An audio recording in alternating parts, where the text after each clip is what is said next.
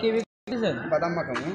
আপনার বাদাম মাখা দেখে তো খাতে ইচ্ছা করতেছে, কিন্তু আমার কাছে 5 টাকা আছে মামা, আমার কি দেওয়া যাবে 5 টাকার?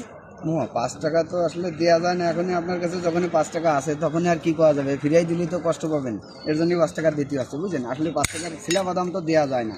আচ্ছা তারপরে আমাদের মনে আমার করেন যে 5 টাকার দেন। হাই রে বাদাম ভাজা খাইতে মজাই আরো চানাচুর, যশোর ডিসি কোর্টে আলাপ চালাপ চলছে রে মধুর, হাই রে ভালোবাসা, হাই রে প্রেম প্রীতি, হাই রে বাদাম ভাজা খাইতে মজাই আরো চানাচুর, যশোর কালেকটিভ পার্কে আলাপ চালাপ চলছে রে মধুর, হাই রে কাউরে তো ভালোবাসা। 5 টাকা দেন না, তা আমার এই যে দিচ্ছেন আপনার লস হবে না?